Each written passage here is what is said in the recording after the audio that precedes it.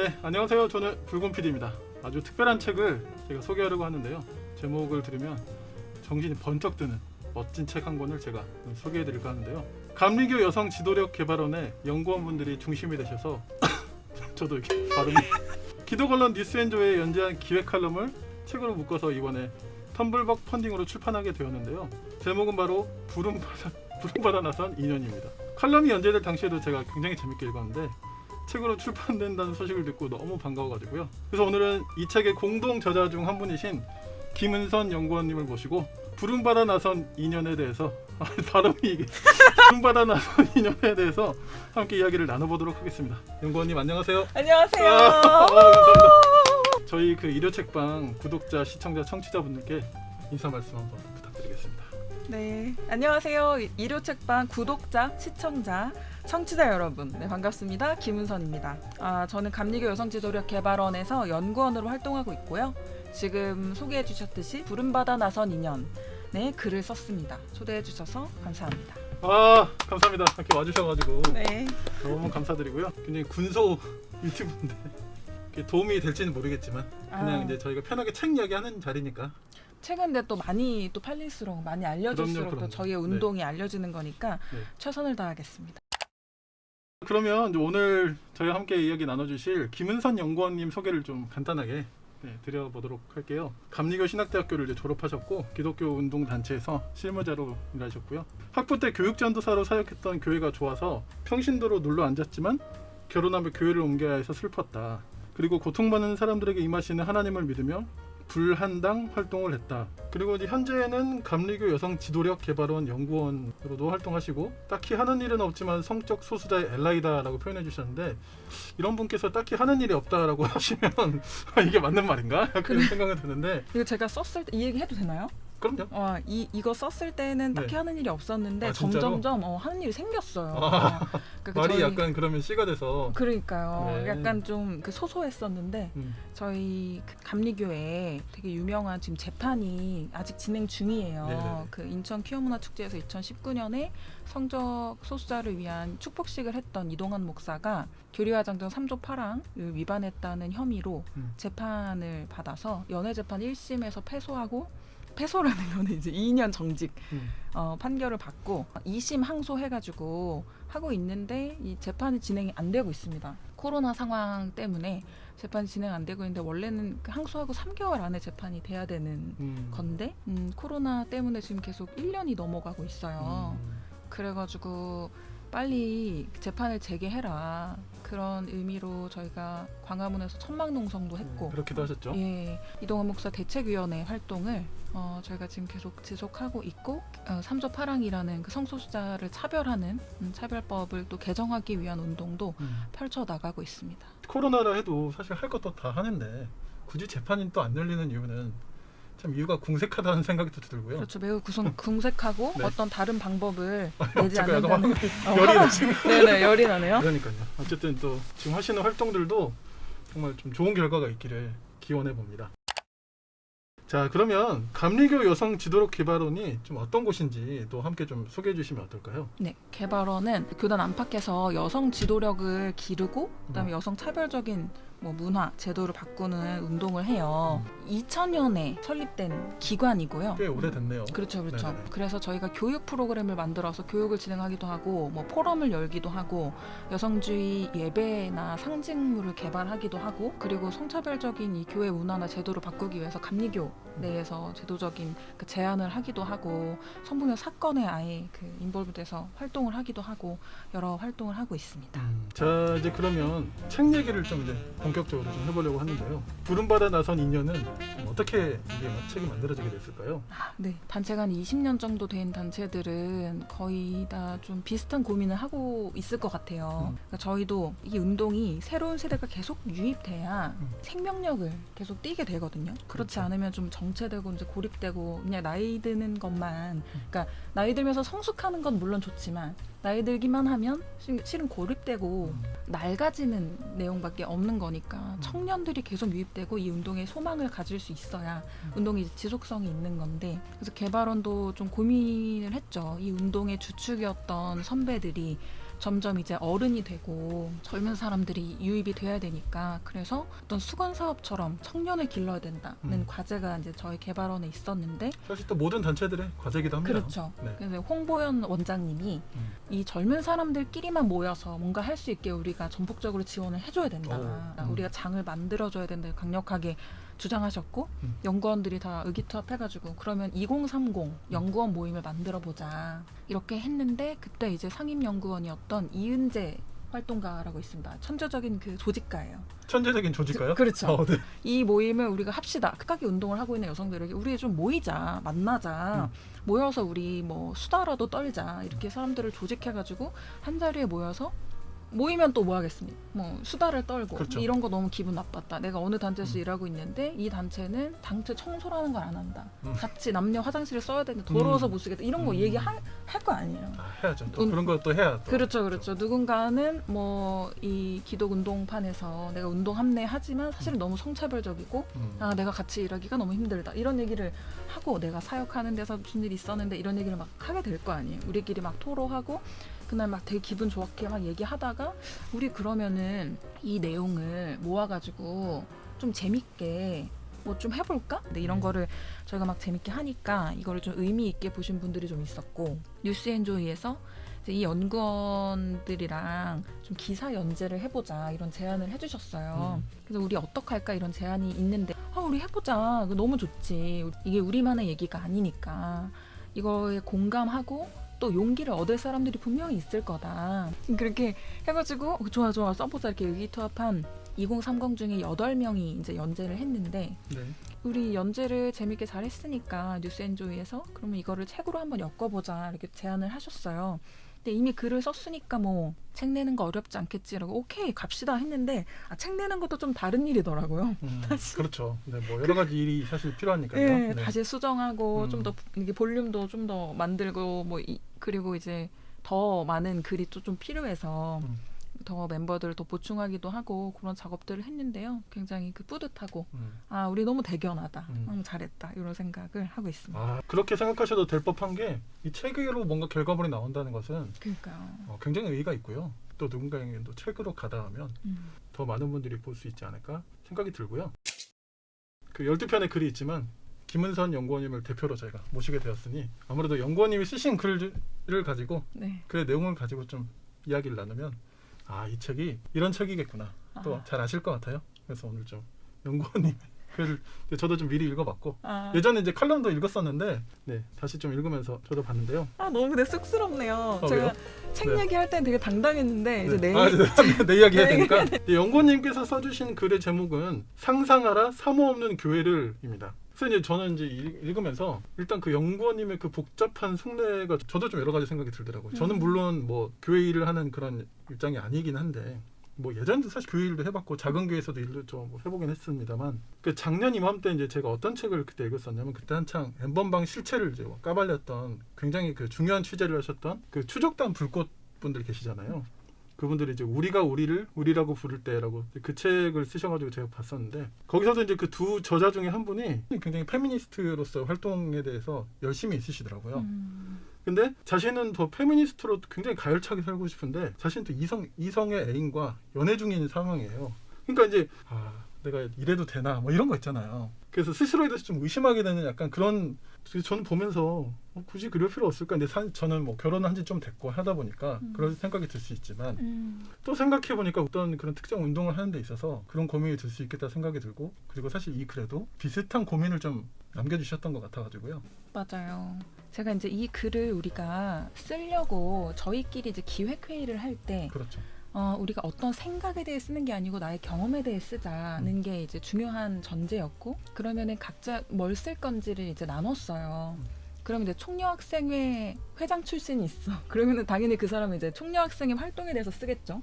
그리고 지금 그 목사가 되려는 그 진급 과정에 있는 사람이 있으면 그 진급 과정 속에서 느끼는 거에 대해 쓸 테고 이제 여러 가지 그게 있는데 저는 제가 되게 짧게 교육 전도사 생활을 해봤지만 그 전도사 생활을 할 때 여성이라서 차별받는 경험을 딱히 한 적이 없어요. 왜냐면 여성 전도사라도 귀한 되게 작은 교회에서 되게 이제 교통비만 받고 막 그 사육하고 막 이랬었기 때문에 그 경험도 없고 지금 내가 가장 그 차별이라고 할 수 있는 두드러지는 부분이 이 목회자랑 결혼해서 살면서 느끼는 건데 이제 그거를 쓰려고 생각하니까 제가 원래 결혼하고 한 1년, 2년 됐을 때는 그 제가 갑자기 맞닥뜨려야 되는 그 소위 사모라는 그 포지션에서 겪는 갈등이 꽤 있었어요. 고민도 많이 하고 충격도 많이 받고 그랬는데 지금은 이제 7년차, 8년차 이렇게 되다 보니까 어떤 건 좀 무뎌지고 익숙해지기도 하고 이럴 순 없다고 분노했던 것들이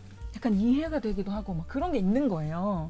또 살다 보니까 그죠? 그러니까요. 그리고 제가 거기서 이런 건 있을 수 없어라고 막 선언하고 이렇게 하지 말자 여러분 우리 막 봉기하자 뭐 이렇게 했던 거를 제가 막 배반하고 있는 것들이 막 생기고 그리고 어떤 면에선 그래도 잠깐 썼지만 제 친구들끼리는 제가 어떤 일을 하고 뭐를 지향하는 존재인지 아는 사람은 저를 그렇게 부르지 않는데 이제 뭐 처음 만나는 사람이라던가 남편 때문에 만나게 되는 사람이 저를 사모님이라고 불렀을 때 제가 그저 막 발끈하면서 그렇게 부르지 마세요. 이름으로 부르세요. 뭐 이러기가 좀 어려워요. 그럼요.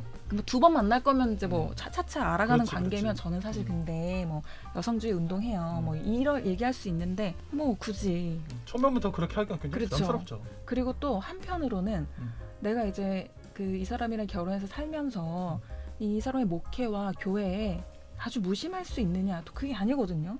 또 엄청 신경 쓰게 되고 이 사람이 어떻게 하느냐에 따라 나에게 영향이 계속 오고 나도 뭔가를 해야 되고 이런 어떤 같이 고생한다는 어떤 느낌을 저 사람이 알아주는구나 막 이런 느낌이 들 때가 또 있어요. 그렇죠.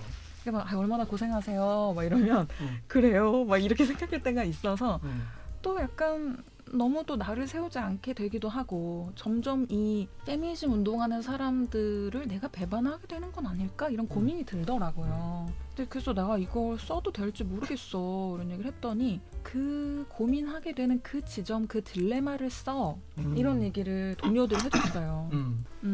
수련 목회자라는 목사 진급 과정에 있는 전임 전도사를 말하는데 남성 수련 목회자고 젊고 근데 그 수련 목회자가 그 사모님이 뭐라고 말하면 자꾸 무시한다는 거예요. 그러니까 근데 이제 그걸 딱 들었을 때 그 그림을 알겠어. 왜냐면 사모님이 그 전부터 이 교회가 작을 때부터 혹은 이제 목회 초부터 이 남편 목사를 도와서 교회 일을 해왔을 거 아니에요. 그렇죠. 그러니까 이러니 저러니 사모가 관여하는 일들이 많이 있었겠지. 근데 이제 수련 목회자 입장에서는 저 사람은 목사가 아닌데 나는 목회자이고 담임 목회자와 내가 이제 교통을 하는 거고 담임 목회자의 지시를 받고 혹은 교육을 받는 사람인데 왜 그 배우자가 나한테 이래라 저래라 하지? 생각이 당연히 들 거 아니에요. 그 마음도 너무 알겠어요. 근데 그 사람이 그럼 이제 어떻게 행동을 할 건가 해서 무시한다고 하니까 제가 너무 자동적으로 그 사모님의 마음이 돼가지고 어머 저 싸가지 없는 저 버릇없는 사람 막 이런 생각이 드는 거예요. 그럼 되게 서럽겠다 이런 생각이 들고 사실은 화를 내면 좀 우스워지는 거잖아요. 왜냐면 내가 선임 전도사도 아니고 혹은 선임 목사도 아니고 선배도 아니고 그냥 배우자일 뿐인데 그건 되게 그림자 같기도 하고 연기 같은 위치라서 뭐라고 화를 못 내고 근데 서럽고 막 이 기분을 너무 알겠어가지고 그런 딜레마도 있다 이런 얘기를 하고 싶더라고요. 그래 이런저런 얘기를 진짜 다 쓰게 됐어요. 그리고 이제 사실 그런 사례도 좀 이야기하시잖아요. 맨 처음에 굉장히 큰 교회에 그 사모님의 진짜 있을지 없을지 뭐 확인 어렵지만 있었던 일이 그러겠죠. 그랬을 거예요 아마. 약간 손해보려고 그랬는데 실패. 엄청 대형 교회 사모님 그렇죠. 그 왕사모님. 무서우신 분의 이야기도 언급하시잖아요. 그러니까 이게 상황과 환경에 따라 또 맥락도 굉장히 다르고 진짜 여러 가지 마음이 드셨겠다 그 생각이 드는 거죠. 그렇죠. 그 왕사모님하고 저랑은 또 너무 다른 사람이에요. 그렇지. 권력의 정점에 있는 분이고 그래서 뭐 부목사들 전도사들 다 집합시켜도 다 오죠. 뭐 어디서 무시할 수 그러니까. 있겠어요. 네. 그리고 뺨을 때려도 할 말이 없죠. 근데 이제 교회 규모가 이렇게 작으면 작을수록 이제 그 권력이 낮으면 낮을수록 다 다른 거라서 그분들은 어떻게 보면 이제 저와 같이 사모가 없는 교회를 상상해야 됩니다 하는 얘기를 찬성하지 않으실 수 있죠. 그럴 가능성이 굉장히 커 보이는. 그렇죠. 네. 여성들 간의 차이가 엄청 크듯이 이 소위 사모들 간의 차이도 엄청 입장도 다르고 지향도 달라서 우리가 어떻게 우리라고 묶일 수 있을까 이런 고민은 되게 되는 것 같아요. 연구원님이 써주신 그 글에 굉장히 사실 저 같은 남성 기독교인은 또 미처 생각하지 못한 지점이 거기서 온 것 같아요. 그런 분들이 연대 대상에서 궁극적 연대 대상에서 그냥 빠지면 되는 거냐? 그렇지 않다는 거죠. 그러니까 그게 저희가 평소 생각해왔던 굉장히 단순하게 생각했던 그런 그 산발적도 나아가신 게 아닌가. 약간 놀랐어요 저는. 아 그렇지. 우리가 모두 결국 가부장제에 덫에 걸려있는 것밖에는 그게 가장 큰 원인인데 이런 상황과 환경에 따라 우리가 결국 다른 길을 가고 있는 것이 굉장히 좀 서글픔 그런 것에 대한 서글픔을 이야기하시는 게 저 좀 굉장히 다시 배웠고 많은 생각을 하게 되더라고요. 그 지점을 딱 너무 잘 읽어주셔가지고 굉장히 뿌듯하네요. 아 그런가요? 감사합니다. 다행입니다. 훌륭한 독자. 네. 그러니까 이게 결국 최종 빌런이 따로 없다. 우리 모두가 가부장제라는 거대한 덫에 걸려 있고 이게 가장 진짜 핵심 아닌가 생각이 들고 이런 이야기를 해주셨거든요. 어느 누구도 날로 먹지 않는다. 이렇게 이야기하시면서 그러니까 이게 뭐냐면 그 어느 누구도 그런 사물들도 다 각자의 고충과 어려움 속에 있지 누구도 그렇게 함부로 규정지을 수 없다면 그렇게 읽혔고요. 30이 넘은 여성에게 못할 놀이란 거의 없다. 문제는 그걸 왜 해야 하며 누가 하게 만드냐는 것이다. 이 부분을 읽으면서 정말 감탄을 했습니다. 너무 정확하다. 여기가 핵심이다. 제가 약간 그 보물 숨겨놓듯이 숨겨놨던 저의 진심을 탁 읽어주셔가지고 역시 아니 사실은 하려고 맘먹으면 왜 못하겠어요. 그럼요. 한국 사회를 제가 이제 2030이지만 올해 38이고 내년에 39이니까 마지막 2030이고 이제 그 다음에 이제 선배 그룹으로 저도 이제 넘어가는데 한국 사회에서 이 정도 살았으면 K 유교걸로서 제 말이 그 말이에요. 그렇죠. 못할 거 뭐가 있습니까? 저도 살아보니까 그렇죠. 무슨 말인지 알겠어요. 그러면 예를 들어 뭐 그런 거 있죠. 이런 상황을 한번 가정해 보자고요. 남편이 저한테 무릎 꿇고 내가 결혼하기 전에 사모 역할을 당신에게 강요하지 않겠다고 약속했지만 지금 상황이 이렇다. 나를 도와달라. 내가 여기서 어떤 이런 목회를 해야 되는데 이 교회와 이 환경에서는 당신이 정말 그 K 사모로서 아주 헌신적으로 이 한 몸 바쳐줘야 된다. 그래야지 그래서 나를 바쳐줘야 내가 사역할 수 있다. 도와달라. 만약에 그런다고 한번 가정을 해보자고요. 그러면 제가 이런 지하에 필요 없어. 목회 때려쳐. 할 수 있겠냐고요. 쉽지 않죠. 너무 사랑하거든요. 왜 부끄러워하세요? 너무 창피해. 근데 제가 여기 질문지에도 썼지만 네. 이 부부가 살다 보면 그러니까. 어느 순간 그 사랑이 의리로 발현돼야 됩니다. 그렇죠. 네, 좀 너무 갔나요?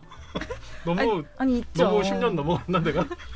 아니 있지. 의리를 또 지켜줘야죠. 그럼요. 사랑과 눈에 밟혀요. 그렇죠. 사랑과 의리가 또 그렇게 다른 의미가 또 아니고 사랑한다면 또 의리를 지켜줘야 될 때가 있고 그렇지. 또 이 사람이 막 자기의 삶을 바쳐서 하고자 하는 게 다른 게 아니고 목회고 하나님의 일을 하겠다는 그 사역인데 내가 뭐 다른 중요한 게 있어가지고 뭐 이걸 못 해줄까 하고 생각할 수 있잖아요.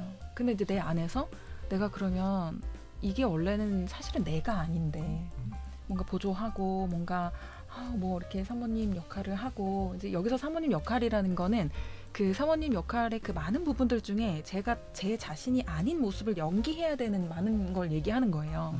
그랬을 때 내가 나 아닌 삶을 살아가야 되는 부분에서 갈등할 거 아니에요. 괴롭고 할 수는 있지만 그 괴로워하는 내가 너무 이기적으로 느껴지고 속물처럼 느껴지고 뭐 그런 나 자신과의 그 싸움과 고민과 갈등 이거를 왜 나 혼자 하고 있지?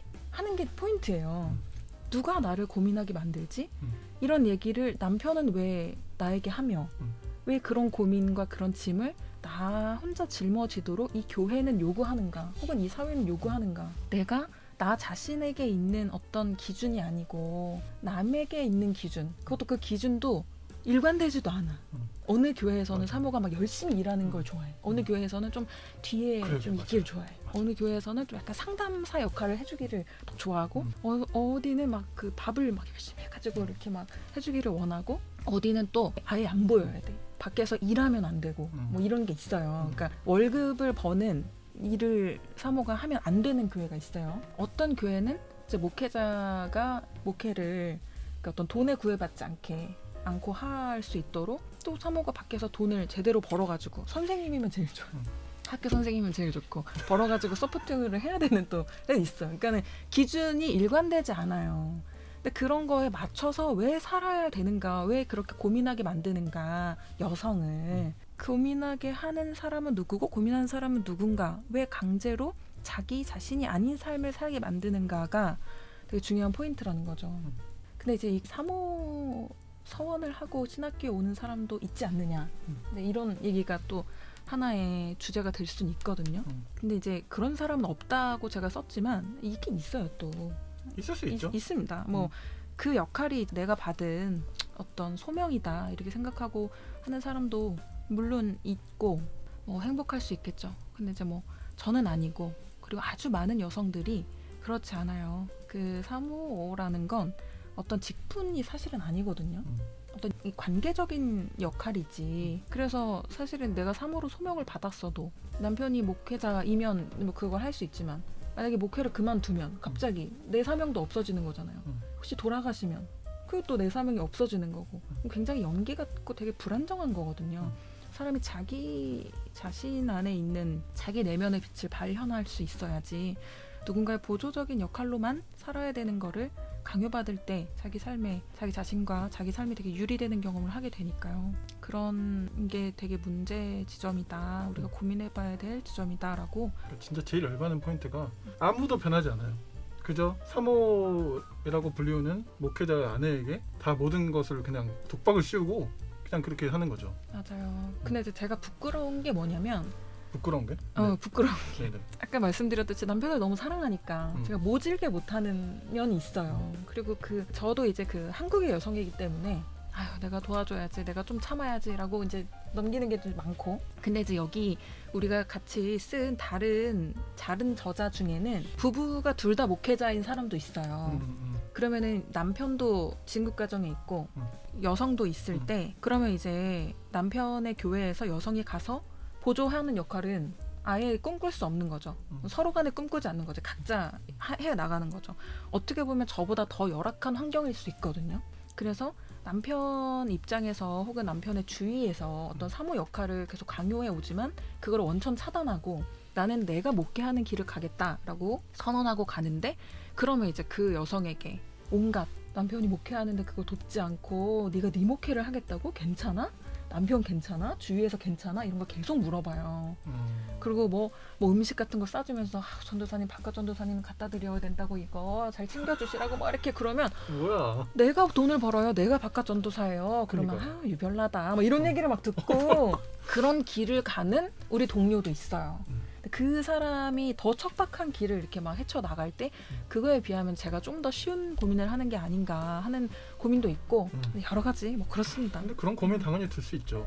네. 너무 좋은 동료들이다 보니까 상대적으로 그 동료를 위하는 마음도 같이 좀 섞여 있는 거잖아요. 그렇죠. 뭐 여러 가지 마음이 같이 하는 거죠, 사실. 맞아요. 네.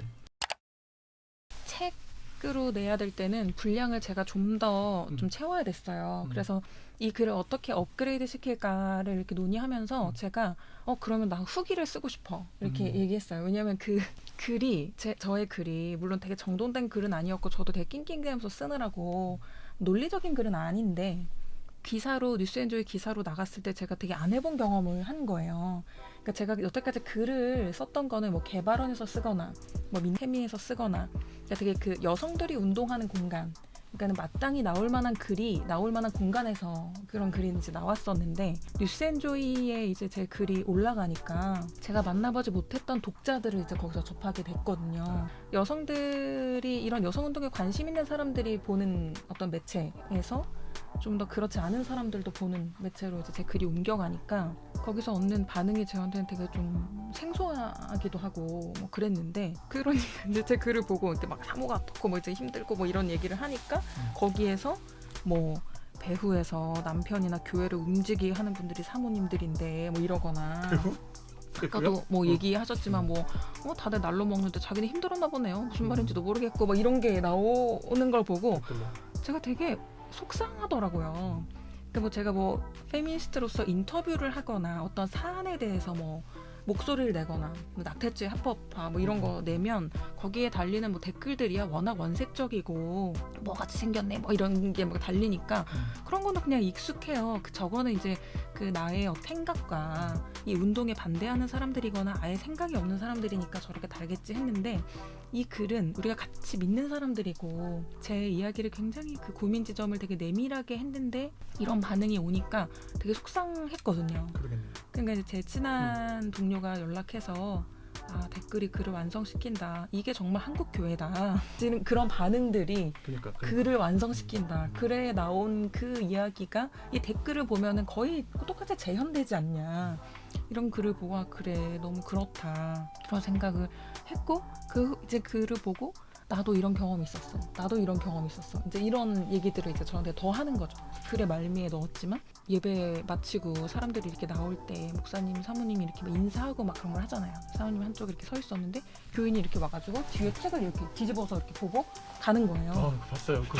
진짜 너무 뭐야? 너무 네. 웃기죠? 네. 그게 뭐야? 그랬더니 사모 어디 옷 입나 본 거라고. 너무 진짜. 근데 이게 네. 사람들이 믿지 않고 모르겠지만 진짜로 계속 이런 일이 일어나고 있다. 이 글에서는 뭐 무슨 있지도 않은 일을 이렇게 쓰냐 뭐 이런 반응이 있었지만 일어나고 있다. 우리는 계속해서 이 얘기를 해야 된다고 저는 이렇게 남겨서 이 후기까지 남길 수 있어서 저는 되게 재밌었고요. 그리고 이 글에는 저 같은 포지션에 있는 사람보다는 좀 더 목회자 얘기를 아예 쭉 걸으려고 하는 여성들의 이야기가 좀 더 많아요. 그 사람들이 신학교에서 어떤 성차별적인 경험을 하는지, 목회 현장에서는 또 얼마나 어려움이 있는지, 혹은 목회 현장의 길을 아예 접고 다른 길을 가면서도 어떤 데가 어떤 생각을 하고 있는지에 대한 그 고민들도 되게 많으니까 여러분이 이 책을 읽고 좀 힘드시더라도, 왜냐면 힘든 이야기들을 하잖아요. 차별 경험을 얘기하니까 우리가 외면하고 싶은 이야기를 하더라도 좀 쉬어가면서라도 이 글을 좀 진지하게 같이 읽어주시고 공감해주시고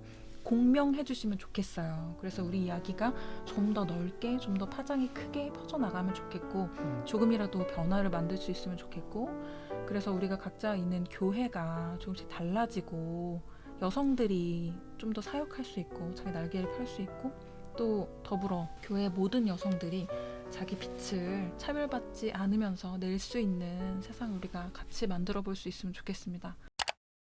마지막으로 오늘 함께 저희 1회 책방과 해주신 소감 간단하게 좀 부탁드리고 저희 구독자분들께 인사 말씀도 함께 부탁드리겠습니다. 이 귀한 자리 초대해 주셔서 너무 감사하고요. 너무 재미있는 경험이었고 이런 좋은 방송이 더 흥했으면 좋겠고, 여러분 많이 구독해 주시고 많이 알려주시고 같이 잘 살아야 되지 않겠습니까? 네, 좋은 방송은 흥하도록 많이 반응해 주시기 바랍니다. 감사합니다. 아, 감사합니다. 네, 잘했죠? 네. 베테랑이신데 저희 방송의 어떤 기원까지 아, 감사드리고, 또 앞으로 또 연구원님의 활동도 더 힘있고 풍성하게 또 결실을 맺으면서 이루어지기를 저도 같이 기원드려봅니다. 감사합니다. 오늘 나와주셔서 감사드리고요. 다음 기회에 또 혹시 더 기회가 된다면 또 연락 안 받는 거 아니에요? 차단. 네, 오늘 나와주셔서 감사드립니다. 감사합니다. 감사합니다. 네. 안녕. 감사합니다. 안녕.